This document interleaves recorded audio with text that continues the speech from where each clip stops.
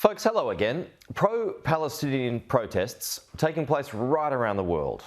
Some of them have been violent, some of them have been peaceful. They're happening in Western countries, they're happening in the Middle East. This happens with each new conflict as the death toll in Gaza rises well above the death toll in Israel, as Israel understandably responds to those barbaric attacks that were committed against its own people. Plenty of viewers are becoming increasingly shaken by the severity of that response, though. Images of dead, innocent Palestinian civilians, including babies, will do that, just as viewers were shaken by images of dead, innocent Jewish babies in the terror attacks of October 7. But it seems the Palestinian cause only goes so far, because while countries apply pressure to get much-needed humanitarian aid into the Gaza Strip, no one wants to help the people actually get out if they want to, not even Arab nations.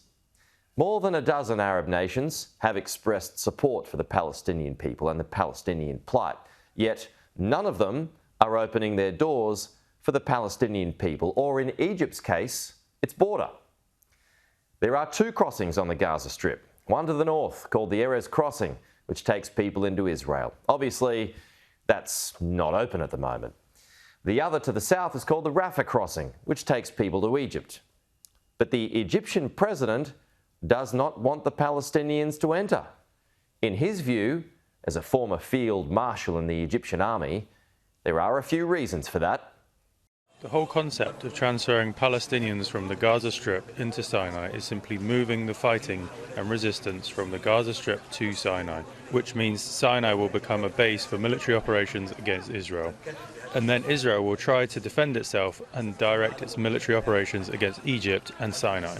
Egypt is committed to establishing peace. We should remain dedicated to our investment in the peace process.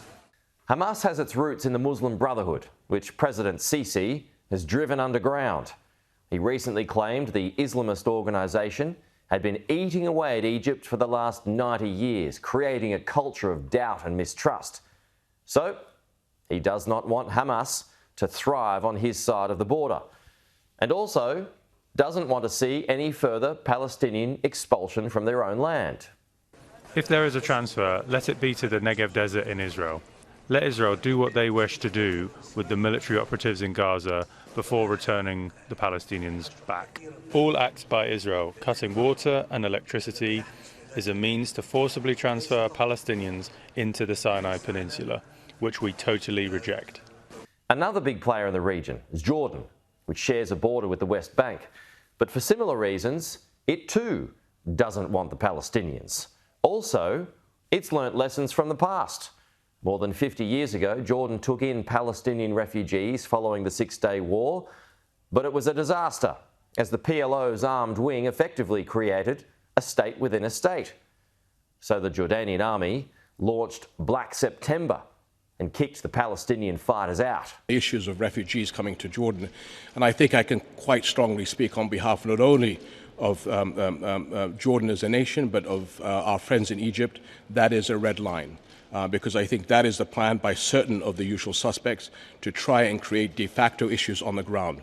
No refugees in Jordan, no refugees in Egypt. This is a situation of humanitarian dimension that has to be dealt inside of Gaza and the West Bank, and not to try and push the Palestinian challenge and their future onto other people's shoulders. Just as a side note, some British charities have suggested the UK should be taking in Palestinian refugees. This was Nigel Farage's take on that. So firstly, in terms of sheer numbers, I think we just got to say enough's enough. And secondly, isn't it interesting that Egypt won't take any refugees from Gaza? Do you know why?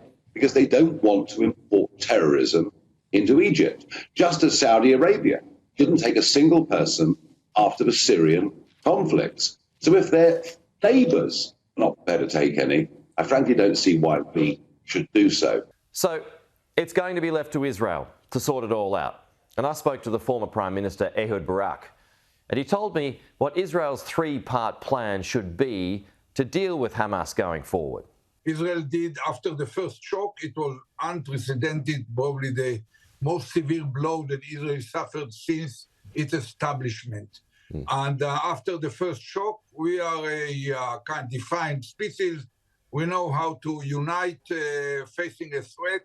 3 steps were taken. Israel mobilized 340,000 reservists beyond the regular standing army, so we have enough force, both in the south and in the north.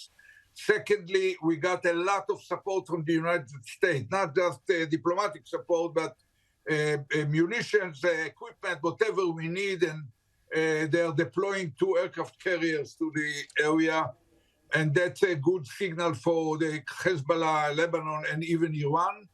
And then third most important element, a war cabinet was created, Netanyahu plus 4 people, but 2 of them are members of the opposition, leaders in the opposition. Both of them served in the last decade as commanders of the armed forces. One of them was also Minister of Defense. So now the warriors and the public who totally lost trust in Netanyahu during the 7th of October, they are now a little bit more quiet. They know that at least decisions will be made in cool head and under responsible consideration. Israel says it wants to wipe out Hamas for good. Now, you can kill the fighters and the leadership, but the question I have is, how do you destroy an ideology? I don't think you can. As long as that is there and the people remain oppressed in Palestinian territories, the threat will always remain. The cycle will continue until plans for a 2-state solution can be properly drawn up. Thanks for watching. To support this channel, please like, share and subscribe below. See you next week.